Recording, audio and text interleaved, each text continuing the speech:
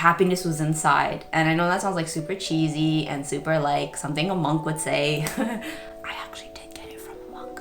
Hey there, my handsome and pretty little Cobras, and welcome back to the Cobra's Nest. For those of you who are new, my name is Mignon Cobra and I make minimalism videos. So today's minimalism video is going to be a nice and simple one, and that is minimalism benefits that I have experienced in my minimalism journey. And I thought I could share these with you guys because I have a couple new subscribers, and I just thought, why don't we all just sit here and appreciate minimalism? So without further ado, let's just get into the video. Let's get it, let's go.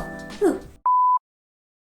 Alright, so let's get right into the list. I don't want to waste anybody's time. Number one, more freedom. I think that minimalism is one of those things that I'm really grateful happened in my life, because I would definitely not have some of the freedom that I have now because of it. I think I would still be deeper in the rat race. I think I still kind of do feel like I still am in the rat race. I have tried to the best of my ability to not participate in it as much in a way that I feel like is healthy and I feel happy in it, if that makes any sense. But I have choice, and I think that that's what gives me a sense of freedom. And if I have to kind of explain it a little bit deeper, what are some of the freedoms that I feel? Well, for one, I don't feel as pressured to have to buy certain things that society kind of puts on a pedestal. There are still some things that society puts on a pedestal that I still happen to like luxury items. But I feel like with minimalism, I have the freedom to kind of say I want to opt out of it. I could. So I don't feel like I'm a lesser of a person if I don't partake in those things. And I think that being a minimalist kind of gave me that shield to be able to have those decisions, to kind of like figure out what I really want and what are just things that I want because society says I should want.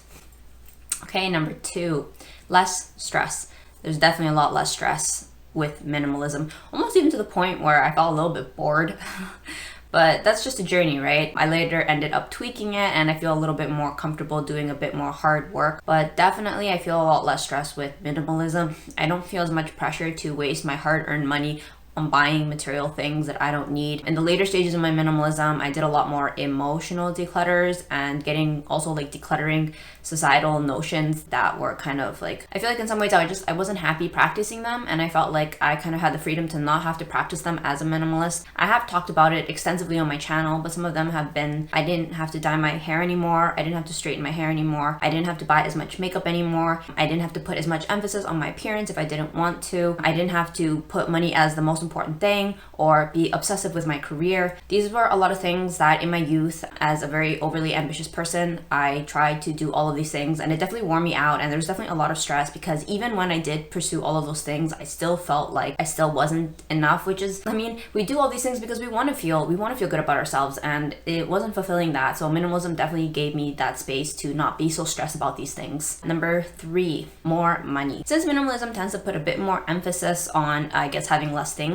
at first I thought I could get there by decluttering my way there, and then I found that that kind of created an unhealthy cycle. So I've actually tried another technique, which is to kind of buy less. I took it too far, and I would like buy like nothing to the point where I just felt super deprived. I found that middle ground of like low buying, which I think is the best way, is the middle ground. That's like shopping with intention, and like by doing this way, I've kind of been able to put more money aside for more financial security, which I think is really good because there were plenty of times that I couldn't sleep at night worrying about money. So it's really nice to know that push comes to shove, one, because my lifestyle is a lot lighter, I need less money to like run my lifestyle, and on the other hand, I have more money because my lifestyle is lighter to run. So I know that money is not the most important thing. I feel like there are a couple things that are more important than money, like health and family. But I do think, though, I don't want to sit here and tell you money is not important. I feel personally for me, money is really important. So having a bit more money, because minimalism has kind of given me a framework in which to buy more intentionally and buy less,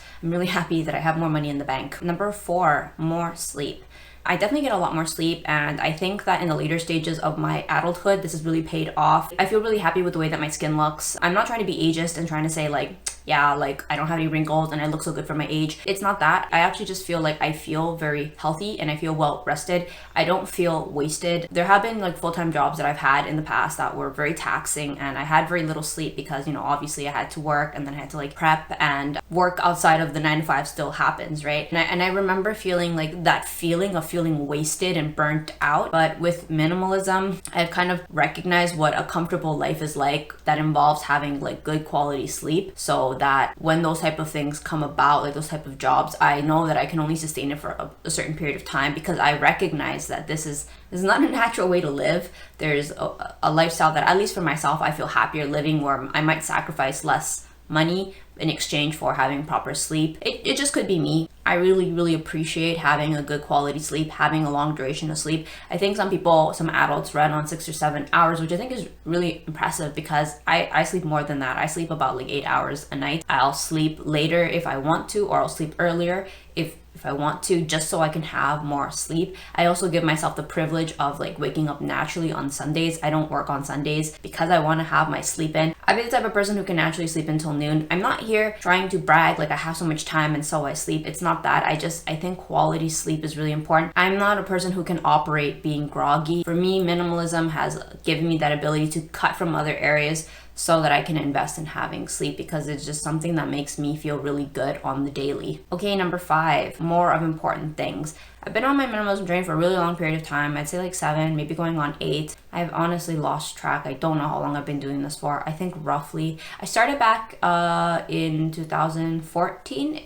That was my first diary entry on WordPad of me writing about minimalism. I'd been practicing for about a year at that time. So we'll just use the benchmark of 2014. And throughout that duration of time, I have decluttered and let go of things that before I was a minimalist made me really happy. A lot of it is very superficial. A lot of it is what almost is the antithesis of minimalism for women, which is kind of cool, because it has been quite the journey. In my minimalism, I was given the space to be able to let go of makeup, let go of dyeing your hair, letting go of diet culture, all of these things that I'm really grateful that I had let go of, because once I got rid of all of the noise, I was able to bring back with more clarity and more certainty things that did matter to me. Some things that I have discovered are actually quite important to me that I had decluttered along the way. Having a healthy figure is really important to me. I didn't understand how important that was till I, developed an eating disorder and lost my period. I've kind of found that sweet spot between like just feeling good and working out, but at the same time not being so neurotic about it. Another important thing is money is actually quite important to me. I like to feel financially secure. As somebody who grew up just feeling like I'm in the wind and just worrying about $1 was just not a way that I wanted to live. So I'm really grateful that in the space of minimalism, I've been able to feel more secure. So I do place a lot of value on my financial state of being.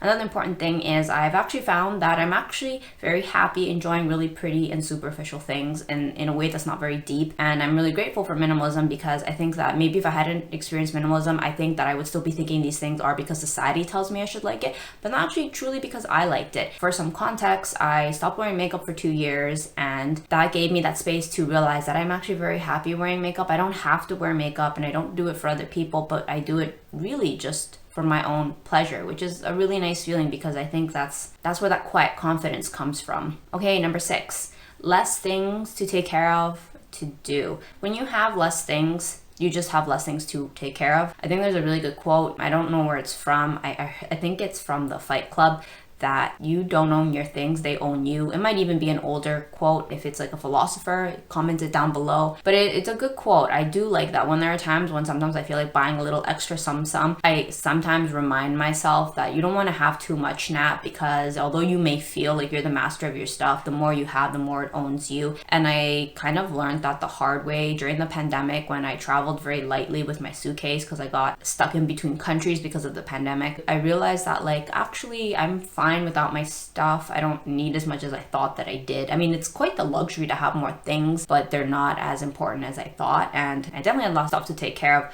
So I kind of realized that having less things means I have to take care of less things, which it's a nice realization, and it's a good guideline that I try to use in the future. When I feel tempted to kind of splurge a little more or introduce more things into my life, I kind of give myself a gentle reminder that it's okay to have some things, but try not to go overboard, because you really don't want to be controlled by your stuff. Before I became a minimalist, this was really prevalent in my life. Materialism was a big part of my identity, but now my minimalism, I'm kind of finding my happy medium between not putting too much importance on material stuff, at the same time enjoying my material stuff as a tool to better my life. Okay, number 7, a smaller silent list. So the silent list, I think, is a Fumio Sasaki principle, if I remember this correctly. This is this idea that your stuff calls out to you, thus creating a to-do list, and it becomes kind of like a silent list at the back of your mind. So for example, sorry, give me 1 second. Let me just have a drink.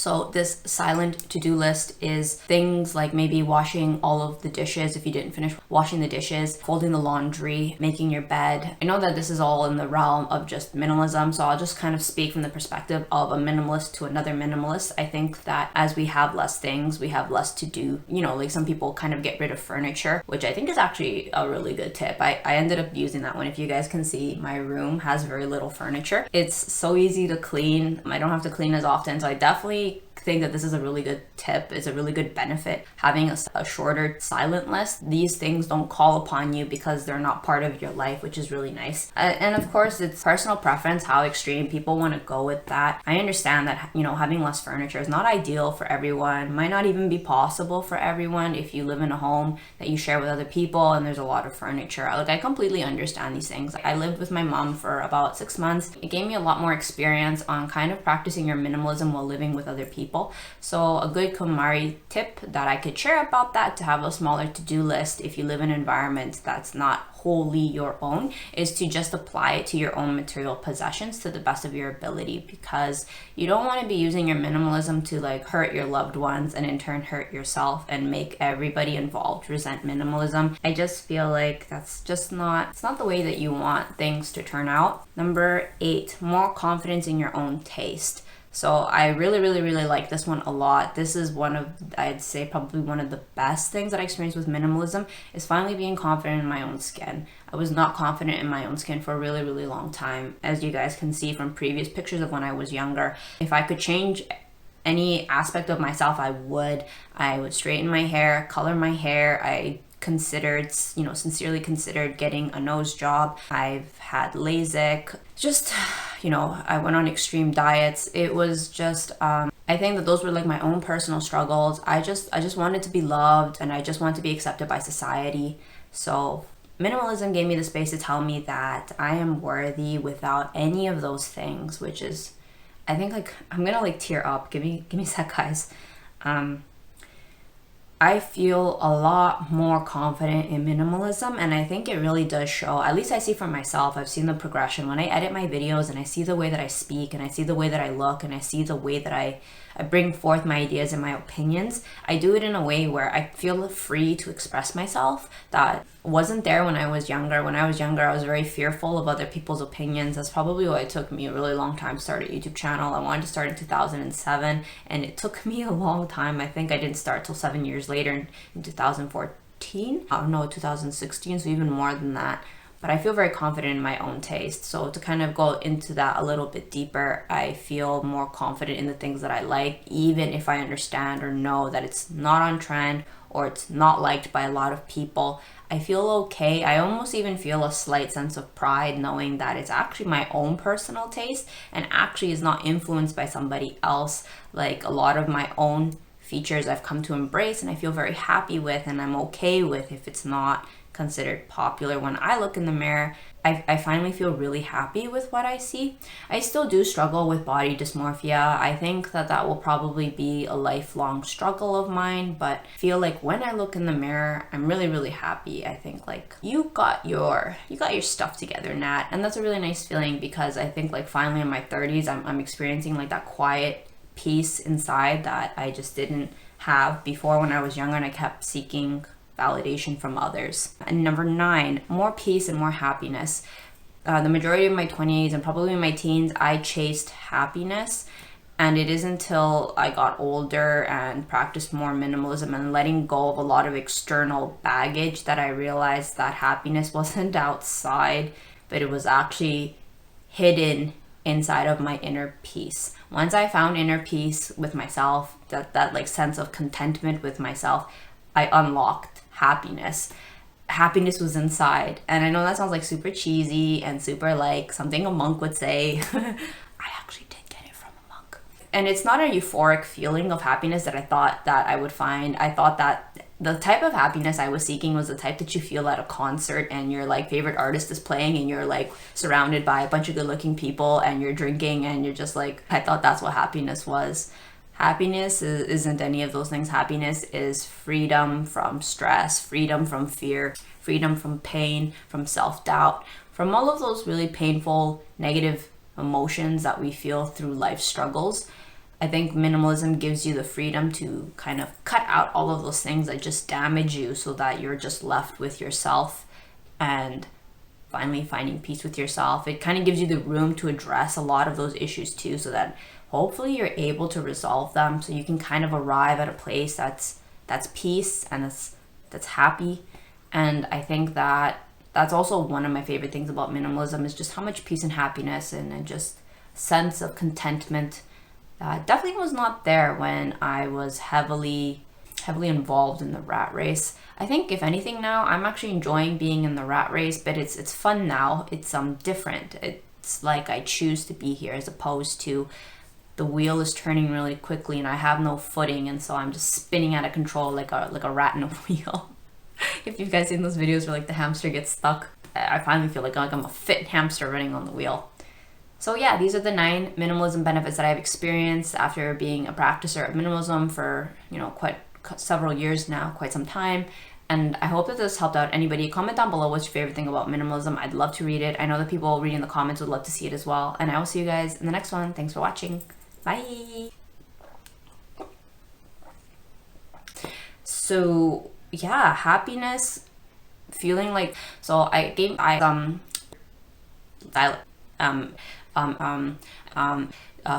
watching a material, a nice your and there I just I'm like, if this by doing, I found